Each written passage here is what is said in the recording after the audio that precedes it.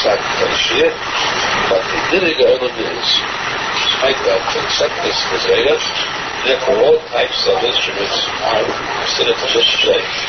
Which means that we tell you Shabbos the posek, Libis, Sini, yes, the tzadik, and the Shabbos.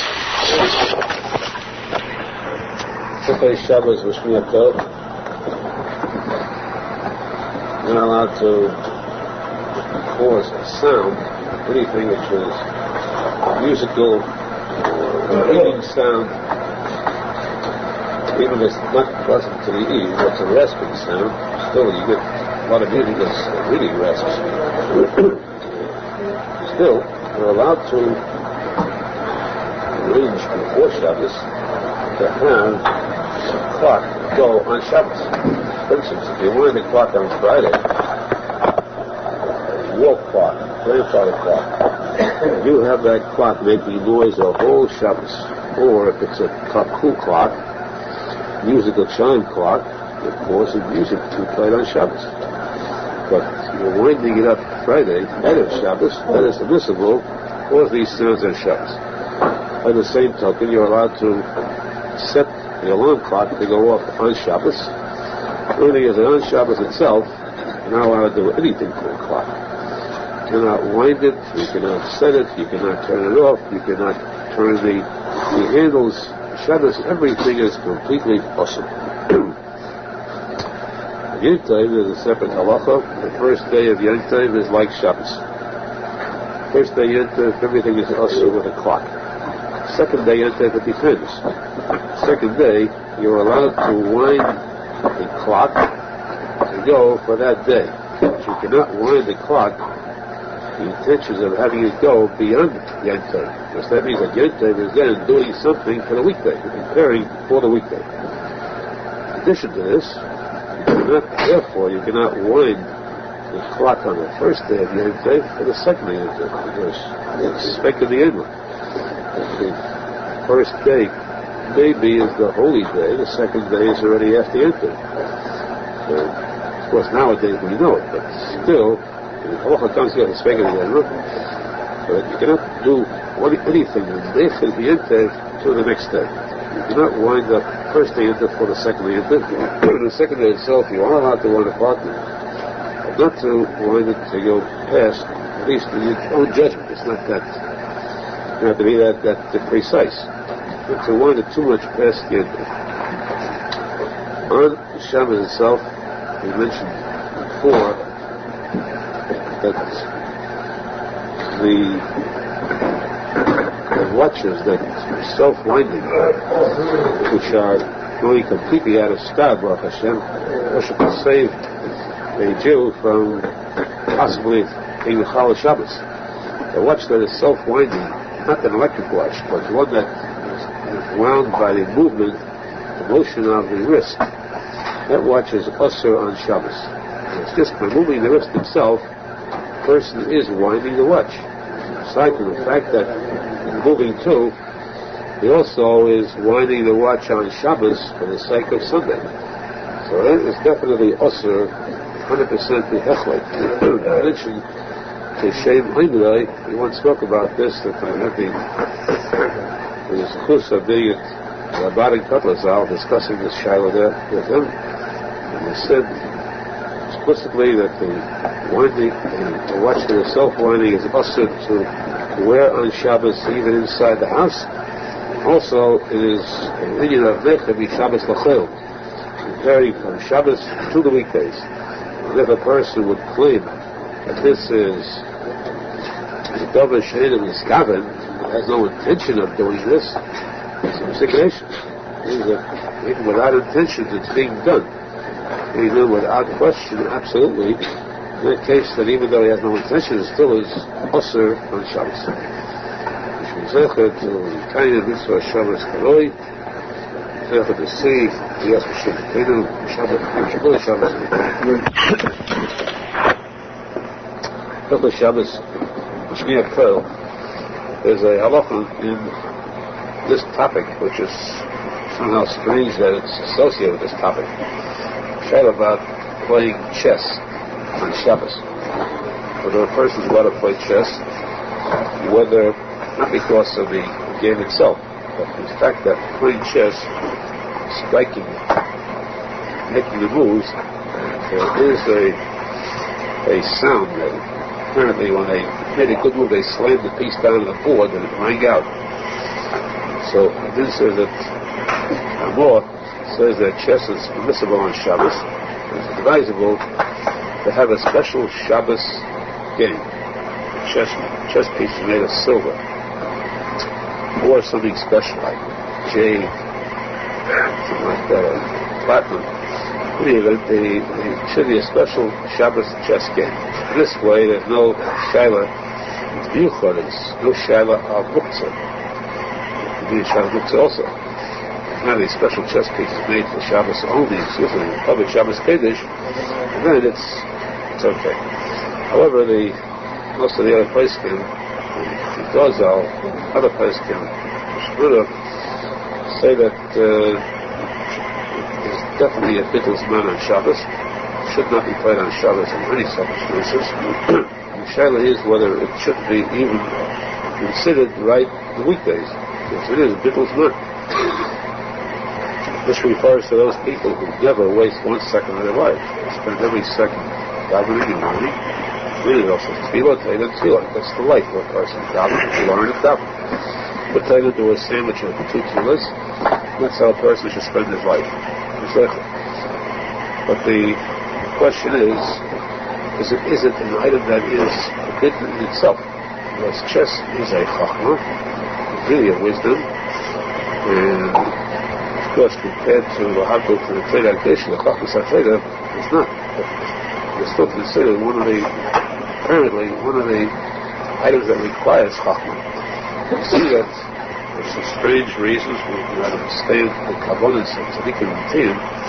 Rabbi Arizal too used the chess game. I know how to play chess very well. And played the chess game with certain very high risk. That's when we drew in the Achsim Meitav made them they were a person. But they would have been pervert. There's rules of playing chess with them, becoming close to them. There is something with kedusha with chess too. But even it is advisable, therefore, for us not to play chess on Shabbos or checkers or games like that. Certainly, without question, the other kinds of games, Monopoly and so forth, are surely muktzah and also on Shabbos. If games of chess played by women or children on Shabbos, then says that it's not required to stop them. No sense in making them. I guess they have a room to rely. We should be zeichet to conduct ourselves with Yusha Matana, zeichet to see the Shabbos V'chosel, see the Biaspel Tzadik, and they got the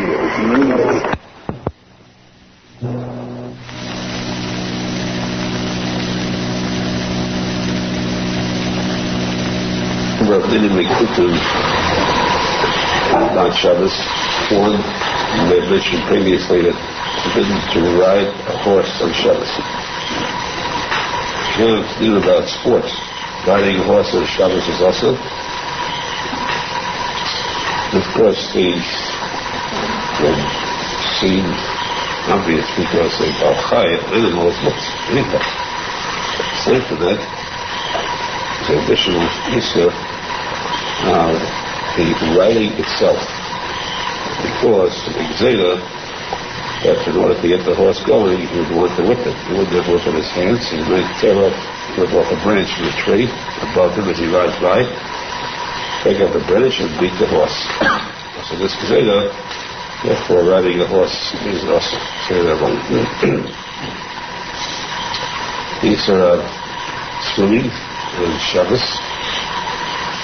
Swimming, of course, in a lake, Shisharabim, public place, a beach, that naturally is awesome. But these are swimming in a swimming pool. There too is a greatest Chacham. Chacham will not allow swimming in a pool, even in a Shisharabim. Our pool is forbidden because of the fact that he might decide to build for himself a sort of a life raft that swimmers use to swim with. Even though he's a good swimmer and he has no material on hand, but he's exerted somebody who might do that, because he might build this life raft or this swimming jacket. Therefore, the Aharon Asad all swimming. This refers to even those who say you're allowed to bathe on Shabbos in cold water. Because to us, the Halacha is you're not allowed to bathe in cold water even in the shower. Except naturally mikveh, which is an exception to that rule. Mikveh, the mitzvah is so great that it's amazing. A person should conceive of the kedusha of mikveh. You have dealing about not washing in cold water, not bathing in cold water on Shabbos. You're dealing about the issue of hot water. The issue of hot water on Shabbos is so serious, and it's even a shame of a woman must be up to the mikveh. It's a big deraisa. It's allowed to go if the water is warm, hot. So serious that Shabbos.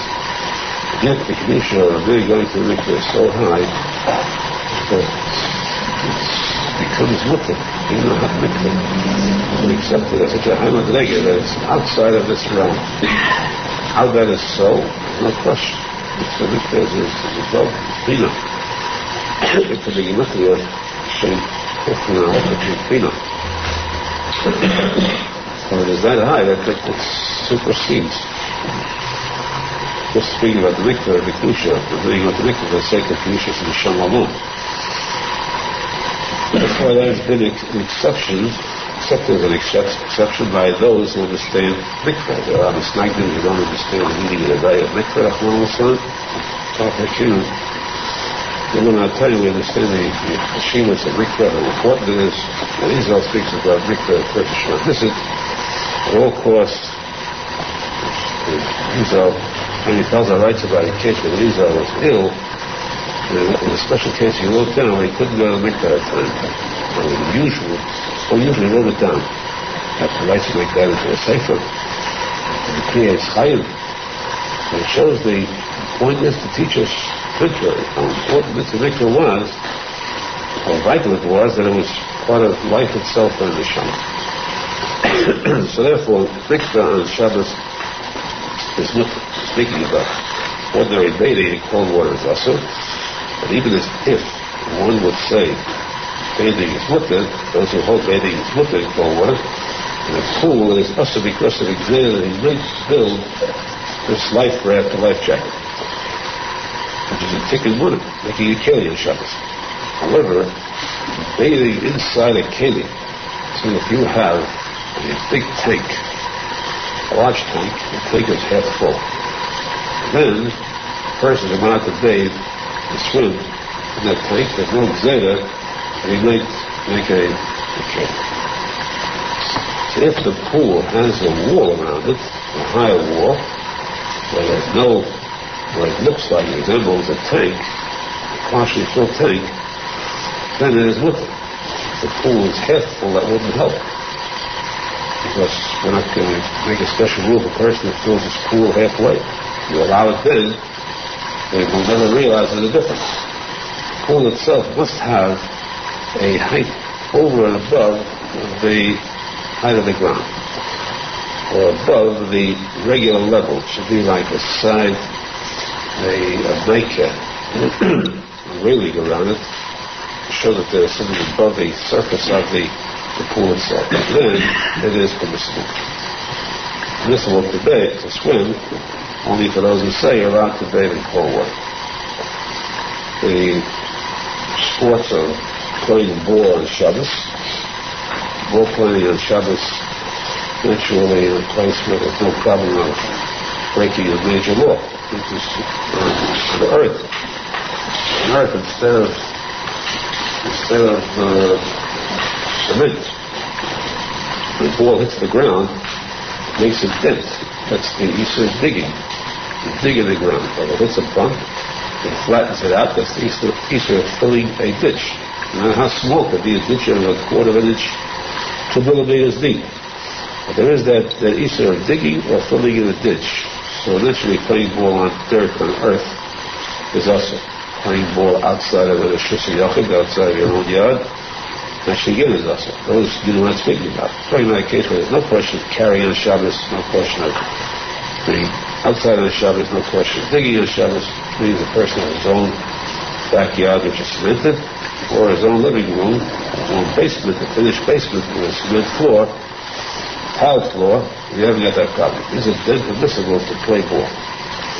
This, it's a machlokes, Chassidut, and there are some who say permissible and some who say it's not. But according to when they started, of course, it's Asur, Menachem Schneerson is with the switch, which you will find difficult to find the actual cases. However, even when they did say mutter, the most said mutter, what's with the Aharon Machelik, and they say Asur. Also because it is not proper for a number of reasons. The Mesa, of course, is saying ball playing should not be practiced on Shabbos. Of course, here's the Gemara which says that one of the principal reasons that the Mikdash was destroyed is because they played ball on Shabbos. So if it is something that reaches at a high point of risk, initially it should be avoided. So these sports, the person should indulge in on Shabbos is mental sports. Mental sports, they got a Gemara, they got a Mishnayos, where you give your mind calisthenics, exercise the mind, which becomes very dull during the week of business, work. Dull in the sense that you could be even working on heavy mathematical problems which should sharpen the mind. Still, those items are not kedusha. There's a difference between Chachmas Yaakov, the Goyim, and Havdil, Chachmas HaTorah. A whole different concept. This should be practiced on Shabbos. This is the best exercise you can do. Best benefit too for the neshama. These are the basic halachas we should be zecher to fulfill, to be kayin, hilchos Shabbos, Chokha Tehar, V'tikun Kerem, V'chalam Yisahar, Sayag Mitzvahs L'Yinva, Shabbos V'kom K'lo Teda. The source of Shabbos is zecher to the Shabbos Kodesh.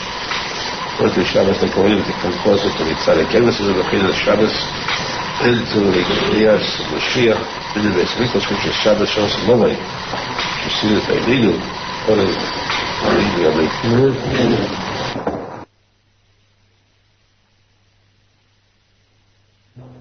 So we started the din of washing one's hands in the morning.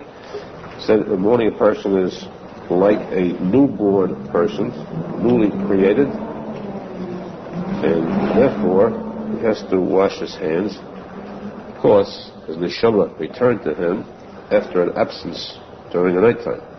During the time that the neshama was absent, the Ruach HaTumah, the evil spirit, enters into the person's body, prevails there until the neshama returns.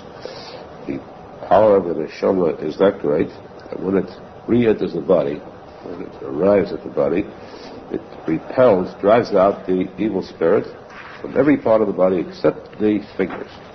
And that's why a person must wash his hands 3 times, because there's no other manner in which a person can drive out the evil spirits of the fingers except through washing the hands 3 times with a cup. Second,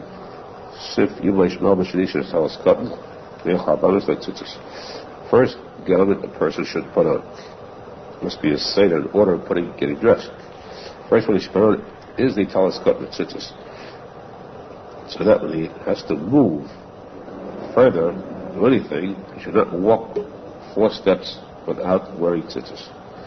Because the fact that his hands are still not clean, which means he's putting it on before he washes his hands, he cannot say a bracha on the tzitzis yet.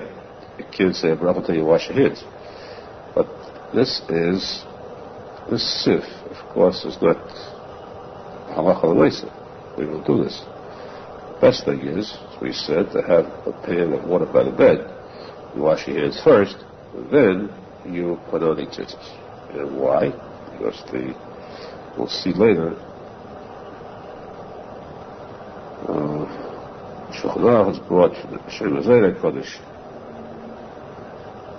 that a person should not touch his clothes even before he washes his hands. actual deed is you should not touch food. But to go further, you shouldn't even touch his clothes. That's why it's better, naturally, to wash your hands first and then put on tzitzis if the water is near your bed. If the water is not near your bed, you have to get dressed before going to wash, and of course you have to put on your tzitzis first. The order of washing your hands, the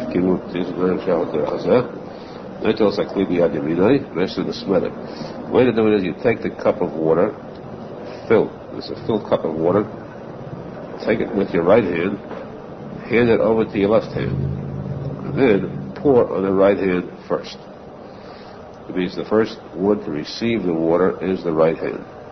Then exchange hands, take the cup with your right hand, pour it on the left. Again, alternate this way, which means that you have to wash 3 times each hand, alternately, not successively. Once on the right, and then once on the left, and then the second time on the right, second on the left, third time on the right, and finally a third time on the left. The proper way to wash it is, the amount, the area, is to wash until the wrist. If he does not have enough water, cases in a place where you can't get enough water, it's until the joint where the fingers reach the palm of the hand. But it is naturally better to go all the way till the wrist. Then he has to wash his face. He must wash his face in the morning in honor of his Creator, because posek says Hashem created a person in the form of Hashem. The Shekhinah rests on the person's face. He should also wash his mouth, cleanse his mouth, because he's going to speak words of Kedusha, holiness. He's going to mention Hashem's name. His mouth should be clean. And then he should dry his hands, and he should be very careful to dry his face well.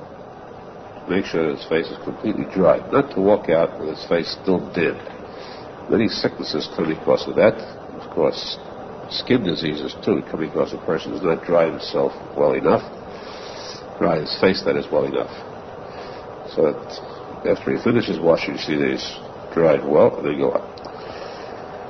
He must take he must wash his hands dafka, specifically only in a keli. He cannot put his hands under the faucet. He must have a keli, use a cup to pour his hands on it. And see that he pours the water in a place where people do not walk. If you're outside, don't pour it on the road where people will walk on, because this water becomes tamei. This water contains this evil spirit. Pour it where the water will go, be washed away, or leave completely down the drain. This way he becomes pure. Continue to knowledge.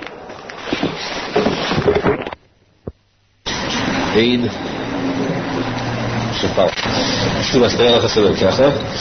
Person should know that he should always be modest, that he is always in the presence of Hashem, and therefore when he gets dressed or undressed, he should know that Hashem is watching him, so he should learn to be shy, at least to cover himself whenever possible. There's a posek in the Torah which says it is forbidden to go in the ways of the goyim, or to be equal to them in anything, either in the mode of dress or in their hairstyles. You're not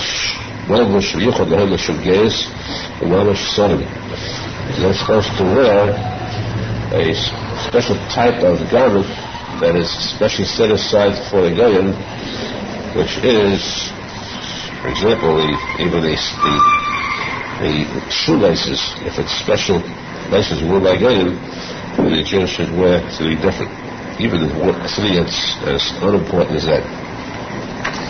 Different colors and so on.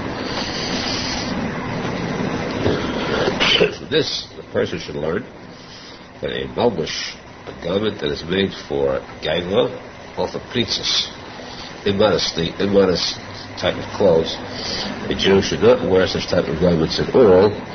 He should wear clothes that show his modesty, his reserved type, refined type of wear.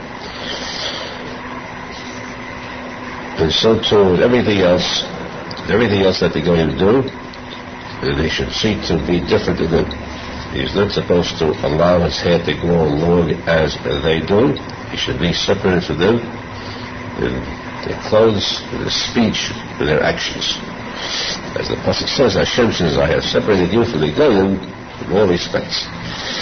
Therefore, so you should not wear expensive clothes that are too expensive, because this will bring a person to gaiva also. Avoiding this. You should also beware not to wear clothes that are cheap. If you can afford normal clothes or clothes that are soiled, that are disgraceful to walk out among people, but you should wear clothes that are of moderate price and clean above all. You should sell even the beams that support his home in order to buy shoes. A Jew should never walk outside without shoes. That's the ways of the non-civilized people. In Torah we find that the right hand is more important than the left always, in reference to service in the Beis Hamikdash, reference to many other mitzvahs. Therefore, a person should always give preference to the right hand. Right hand should be given first choice, first selection, first action. Putting on clothes, you should put on the right first, then the left. Putting on shoes, put on the right and the left. However, in tying, if he has laces in tying the shoes, he should tie the left first, because the knot of the toe is on the left hand, so the tying should be first.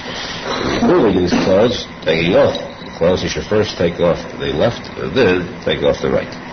Again, to show respect for the right. A person should be very careful, the Arizal says, never to put on or take off two articles of clothing at the same time. In other words, if he has a sweater and a shirt, a jacket and a shirt, but to put them both on at the same time, or to take off both at the same time, because this is very bad for the person's memory. This can harm the person's memory. He will forget that which he learned. The reason is that in between each one of the garments there is a special light that goes on. This light aids the memory. This, of course, the Arizal said, not to go into deeply, but a garment in Hebrew is called malbush. Malbush, a garment. Light, heavily light, is called chashmal. Chashmal is called electricity. The modern word for electricity is chashmal. But the Torah, the Navi, Moshe Feinstein, telling the chashmal was the center of the Moshe Feinstein. This heavily light. So the chashmal is begematria malbush. So therefore, the person should be careful that he should allow the light that comes to the malbush to penetrate into him. What has the garment got to do with light, with as you call it? The answer is that we find this in the Gemara. It's Gemara in Shabbos. Don't go into Kabbalah. Gemara in Shabbos says, Yaakov called his coat as mechabe, that is covered. It's made covered as it is done in his coat. A person should be very careful to respect the coat, see to it, or his garments, that they are treated properly, that he wears them properly. Therefore, he should see to it to separate between the two garments. Each one should be given the proper treatment, proper respect. Finally, the din says, it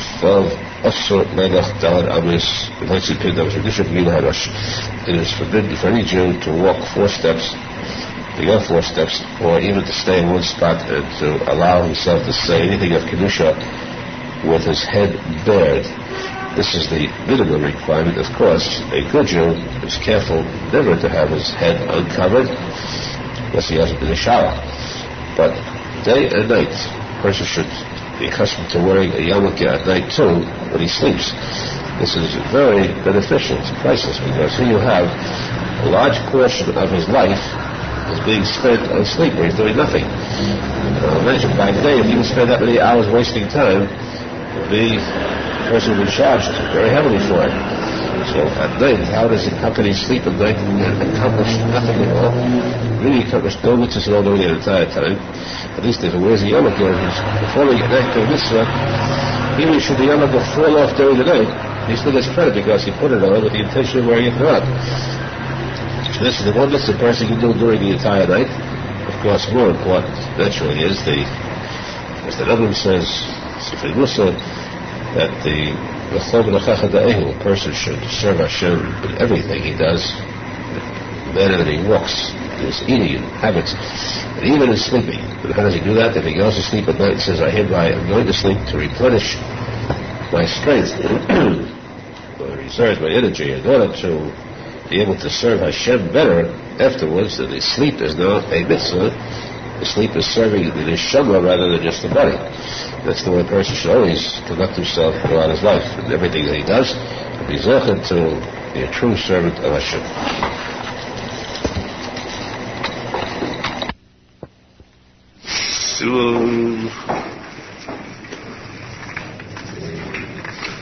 Gimel. Sefer Vav. Osur leilach dawad ames hatzipim davash midush v'gid le'haylash. Again, it says you're not allowed to walk for ames or say anything or kedusha, davening or anything like that. Posek with your head bared, without having your head covered either with a yarmulke or with a hat. Again, like Tanim, Tznichim, Mahagim, and Chassidut, Shul, Kechet, Behevay, Alayhem, Shulishmaya. Even children should be taught, should be raised in a manner where they should know. Children means even the smallest age. You see infants even, where they pin a small, a tiny yarmulke to their head, the hair. They should be accustomed from birth on to know they must have their heads covered at all times, because covering their head brings about to fear of Hashem. Yiras Shamayim is brought about by having the head covered at all times. As we said, even when you sleep, you should have your head covered too. But especially, not to fall for the weak, very weak arguments about those who say that this din refers to only when you walk or when you daven. Because what happens is that if you break down a din, you start destroying it, it becomes completely destroyed. See, there are among certain sects, the different types of sects in the city, elsewhere, who maintain that according to one day, according to Beis Yosef, it's only if you walk, or you're not allowed to, it's only in davening, or words like that. Otherwise, the wearing of a hat is midas Chassidus. For the very religious, so that you have to wear it, but it's not required for the ordinary layman. This is a very poor interpretation of the words. What it brings about to is, we see a lack of Yerushalmi, because once they do not wear a hat, once they make light of it, eventually the whole law is broken down. It's destroyed, it disintegrates. What happens is they make so light of it, they don't wear a hat even when they admit they're supposed to, because it's so light in their eyes. Other laws fall, it even leads to Chil Shabbos. They wear a hat straight, so they carry it in their pockets on Shabbos, which is Chil Shabbos. That's much worse than anything else. But we see that one of the esteemed of religion, as is brought here, is the wearing of a hat. In other words, it's a very light, it seems like a very light mitzvah. It's not one of the 613 mitzvahs, it's not one of the mitzvahs that are born. It's a very minor item, and it's so minor that it should be discounted, it seems. And yet, this tiny minor item underlies all the other mitzvahs, as it was always maintained by the religious ones, that if a person does not wear a hat, we may suspect him of the worst types of sins possible. He is suspect of committing the worst sins, beginning to end, even Chil Shabbos or something. We may suspect him of that. So as we see here, this says that the child should be taught to have his head covered.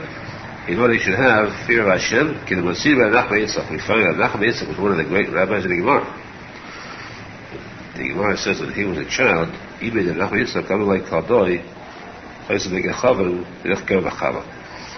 mother, Menachem had the stargazers. In those days, there were actual stargazers that could foresee the future.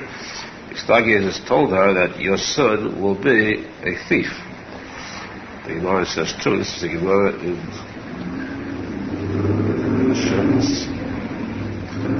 the Shabbos. The Gemara says that, in fact, the Gemara says that there are certain, a person can know the stars without even reading the stars. He can know by astrology, according to his birth, they can tell what type of a person, what type he will be. Good or bad, not that what type of, because a person can be a tzadik no matter where he is born. but he'll have an atiyah, he'll have a tendency towards the good side, toward the bad side. It'll be more difficult for him to overcome his Sahara because of certain items. The person could be born under a star where he would have a tendency towards certain types of crimes, towards murder, towards theft, towards adultery, there's other types of sins, chas v'sholem. These are tendencies, and of course the person must be careful. Knowing this, he has to be careful to strengthen himself against these tendencies. Here, these stargazers told Rabbi Nachman's mother, your son is going to be a thief. That's rough. How would she overcome it? She did not permit him to ever go with his head bare. She knew he was safe. She said to him, she said, cover your head always, and what you should have, fear of Hashem upon you. When I fear of Hashem, have your head covered constantly, so you know that you will not be overcome by this temptation for stealing, because Hashem stops you from stealing. The Gemara says that one day his head fell off, the yoke fell off his head. His head fell off, and he was suddenly urged. He was filled with an urge to steal right on the spot. So he realized how important his mother's advice was. Note that it's his mother who was so learned, knowing the fact that covering the head will stop a person from committing a sin because it will fill him with fear of Hashem. The Gemara says in Kiddushin, one of the great rabbis never went 4 steps without covering his head. What's the Kiddush? Everybody does that. The Gemara means that he never went 4 steps. Never had 4 steps go by without knowing what's on top of his head. Zayni Kodesh says. Zayni Kodesh repeats that Gemara too and says that know what is above you. You have your head covered. Have your head covered to know always that there is a supreme power above you. Also, the person should be careful not to show any signs of haughtiness by walking too erect with his head held high. That's a sign of gaiva. His neck stretched, throat stretched out. Also, he should not bend his head too low, like those who try to show false modesty when they bend very low. And what happens is the Gemara says that they hit the head against poles as they walk by. It's pretending that they're so modest, they keep looking down. A person should take the middle road. You should know that